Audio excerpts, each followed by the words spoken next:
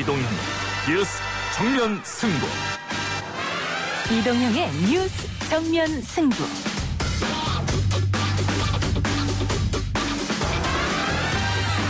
청취자 여러분 안녕하십니까, 이동형입니다.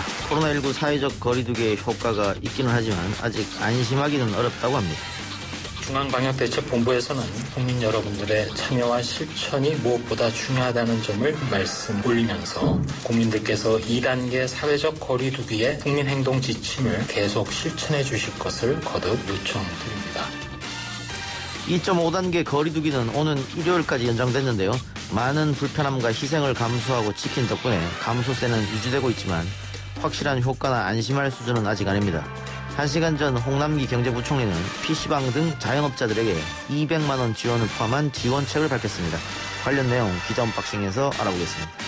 평창올림픽이라든지 용산이라든지 뭔가 청탁은 다 있었는데 결과적으로 보면 된 게 없거든요. 이런저런 얘기들은 있을 수 있지만 결과적으로 안 된 것도 중요하다라고 보고요. 결국은 아들이 여대 가기 전에 한쪽 무릎이 아팠고 안 아픈 사람이 건강한 게 아니기 때문에 큰 문제는 아니라고 보고 있습니다. 추미애 법무부 장관의 아들 군복무 관련 공방이 뜨겁습니다. 아직 명확한 조사 결과 없이 진술들이 마구잡이로 보도되면서 의혹은 커지고 대립만 심화되고 있는데요. 오늘 주간 정치브리핑 원포인트 정치에서 수사 쪽 전문성을 가진 검찰 출신이죠. 이용주 전 의원과 군 안보 전문가 김종대 전 의원 두 사람 이야기 들어보겠습니다. 저희가 인플루엔자 검사도 하고 또 코로나 검사도 했을 경우에 두 개가 다 이제 양성이 나온 사례들이 있는데요. It's absolutely clear that safety comes first with the vaccine. So there's been a pause while they investigate. And this has happened before and then the pause has been lifted. 코로나19의 치료제나 백신이 나오지 않은 상황에서 인플루엔자 유행의 계절이 다가오고 있습니다. 표현은 독감이라고 하지만 사실 계절에 따라 유행하는 바이러스죠. 위험하고 치명적입니다. 아침 저녁으로 기온이 선선한데 벌써 감염자가 생겼고요. 이중 감염 사례도 이야기되고 있습니다. 한림대 이재갑 교수 연결해서 관련 이슈 짚어보고요. 오늘 4부는 여론 분석가 이택수, 윤희용 두 사람 모시고 여론 추이 분석해 봅니다. 2차 재난지원금, 추미애 장관 이슈 등 여론 등락의 변수가 많은데요. 자세히 짚어보겠습니다. 9월 10일 목요일 이동의 뉴스 정면 승부 시작합니다.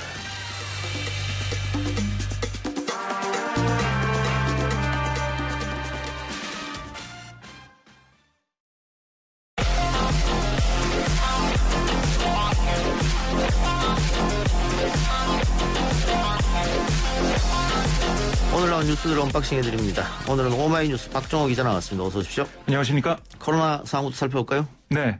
코로나19 신규 확진자가 155명 발생을 했습니다. 8일째 100명대인데요. 감염 경로를 보면 해외입 14명을 제외한 141명이 지역에서 발생을 했습니다.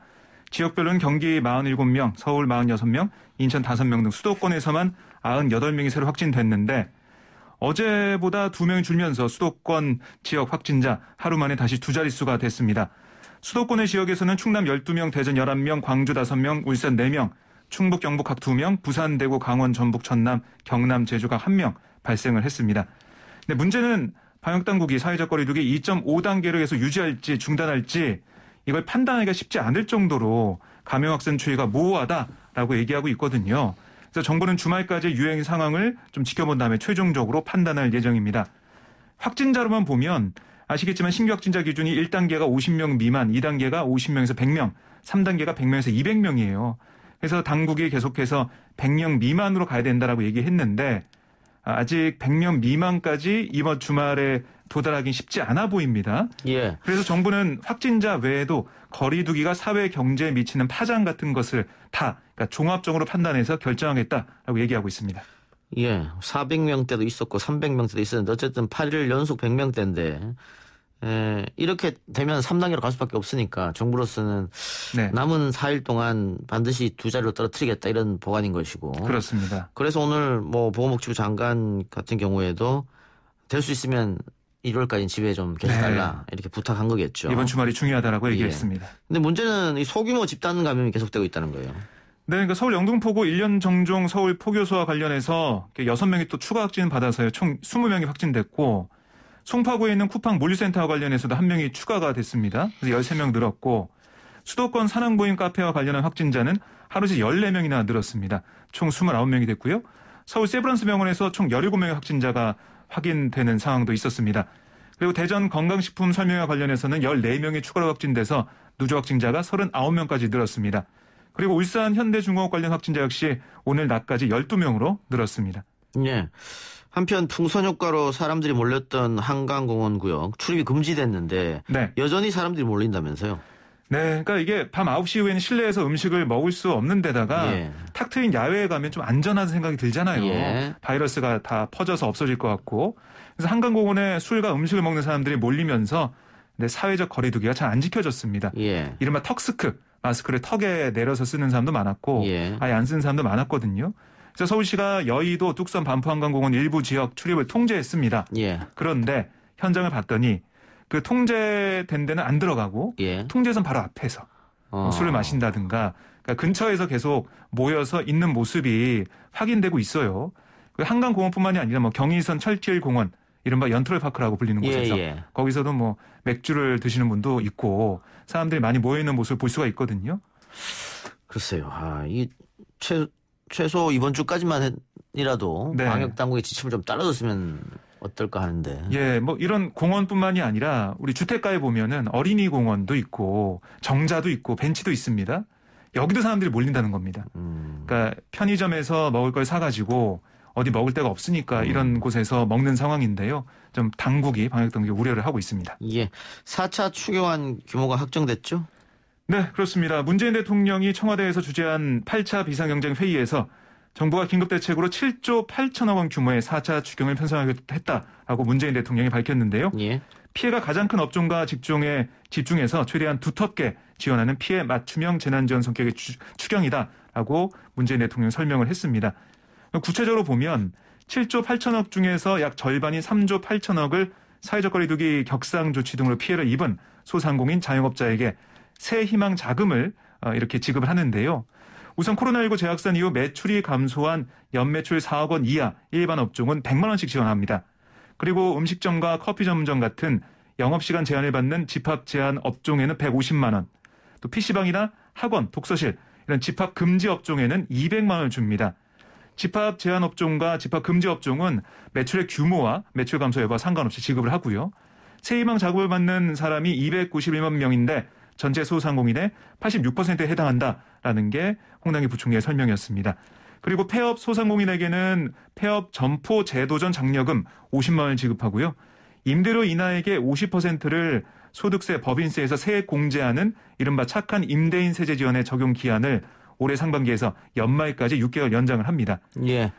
예. 근데 지금 그 집합 금지 업종 가운데 유흥주점은 빠졌잖아요, 이번에. 그렇습니다. 굉장히 오랫동안 집합 금지 명령을 받아왔던 곳인데 또 세금도 많이 내는 곳이고. 네. 그런데 어쨌든 여러 가지 이유로 유흥주점 쪽에서는 재난지원금을 지급하지 않겠다. 이게 정부 방침인데. 네.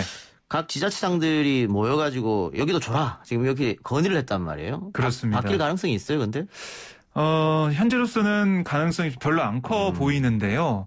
정부가 우선은 뭐 검토를 하고 있다는 얘기도 있어서요. 예. 상황 봐야겠지만 가능성은 크지 않다는 게 현장의 판단입니다. 추석 전에 지급됩니까? 다른 분들은? 네, 추석 전에 최대한 지급하겠다는 게 정부의 입장입니다. 최대한 노력하겠다는 거고요. 그 일자리 얘기도 있는데 잠깐 설명을 드리면 일자리 119만 개를 지키기 위해서 총 1조 4천억 규모의 금액을 투입을 합니다. 그러니까 코로나19 재확산으로 소득이 감소한 특수고용 노동자 프리랜서 70만 명에게 2차 긴급고용안전지원금 50만 원에서 150만 원 지급하는데 1차 지원금이 있었죠.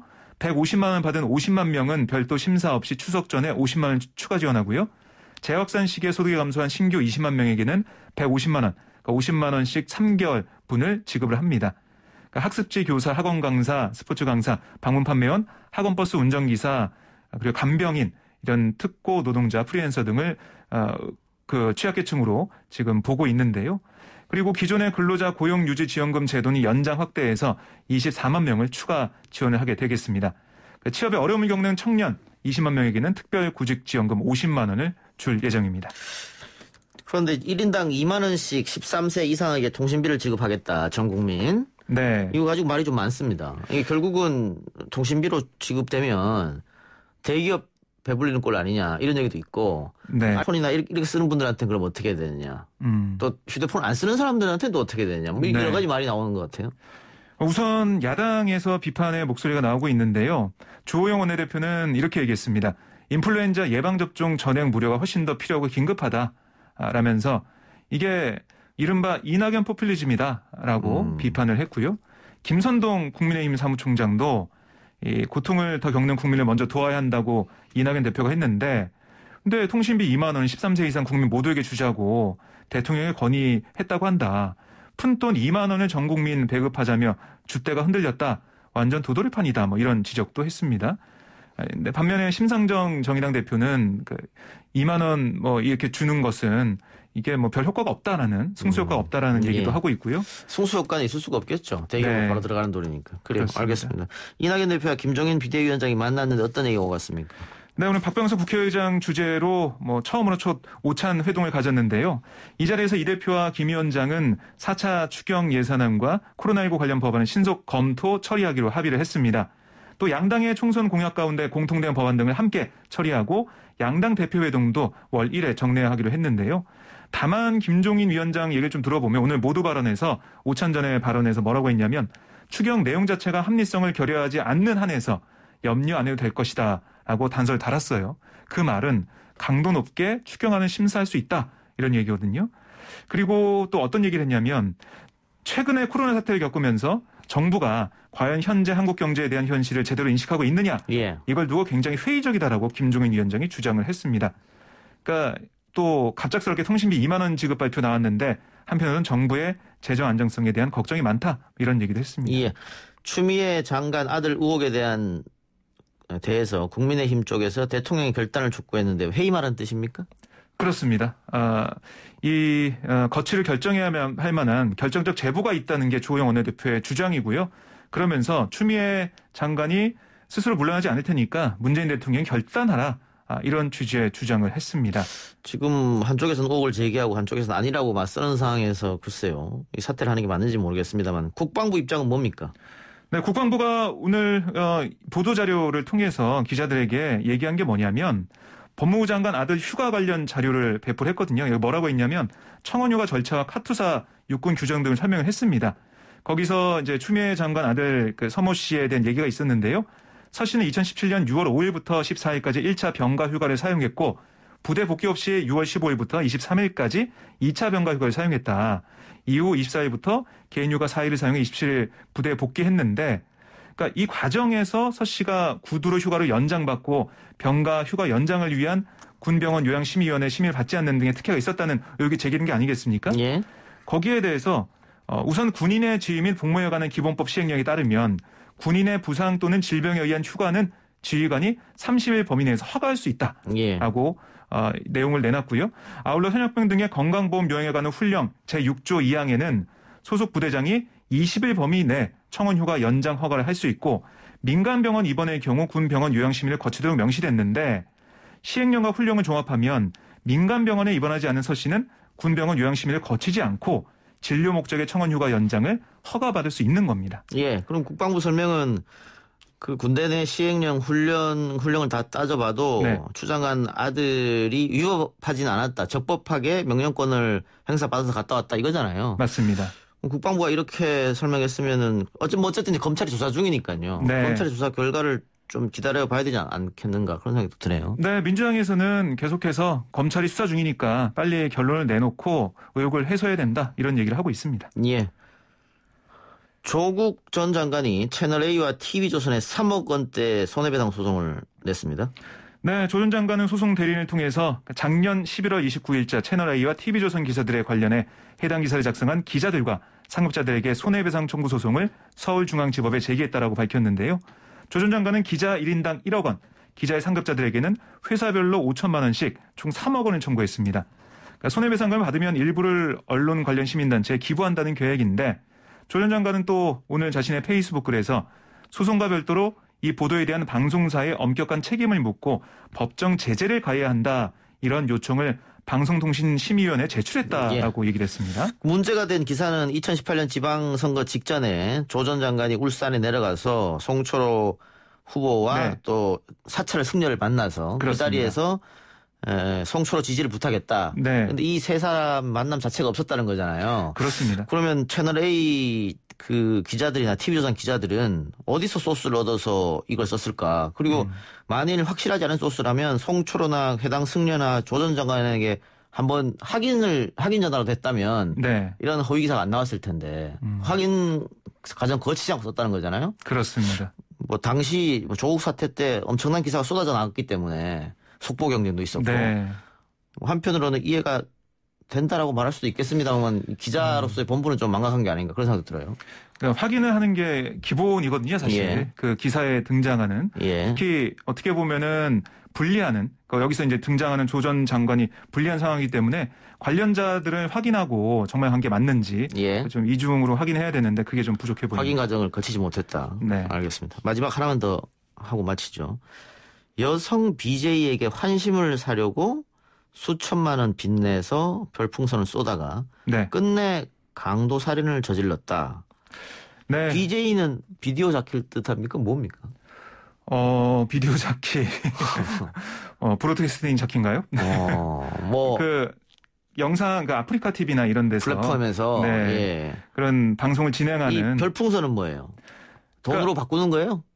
이게 그 방송을 보다가 마음에 드는 그 진행자한테 내가 후원할 수 있는 겁니다. 이걸 나중에 또 이 돈으로 바꿀 수 있기 때문에. 그럼 어떤 남성이 자기가 좋아하는 BJ의 환심을 사려고 빚을 내서 별풍선을 막 쐈다 이 말이군요. 네, 뭐 그런 배경이 있는 예. 그런 강도 살인이 있었습니다. 예. 그러니까 제주도에서 있었던, 그러니까 편의점에서 일을 마치고 귀가하던 여성을 강도 살해한 20대 남성 알고 봤더니 여성 인터넷 방송 진행자 BJ들에게 사이버머니를 선물하다가 별풍선을 쏘다가 수천만 원의 빚을 졌다라는 게 경찰의 조사 결과가 나오고 있는데요.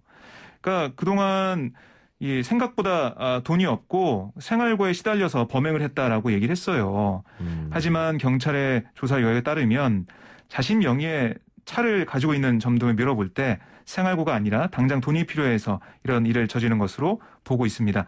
그러니까 지난해 10월부터 최근까지 여러 여성 BJ에게 빠져가지고 매일 방송 신청했는데 그리고 그러면서 BJ의 환심을 사려고 사이버머니를 선물하면서 가지고 있던 돈을 모두 탕진했다라는 게 경찰의 설명입니다. 그래서 여러 가지 이런 생활고에 시달리는 상황에서 이 한 여성을 기다리다가 그 여성이 걸어가는 그 도중에 계속 기다리다가 그 여성을 상대로 강도 행각을 벌인 건데요. 이 현금 10,000원과 신용카드를 훔쳐 달아났고 그 과정에서 이 여성을 살해한 사건입니다. 사망 사건까지 일어났네요. 알겠습니다. 오늘 기자 언박싱 여기까지 하죠. 지금까지 오마이뉴스 박정호 기자였습니다. 고맙습니다.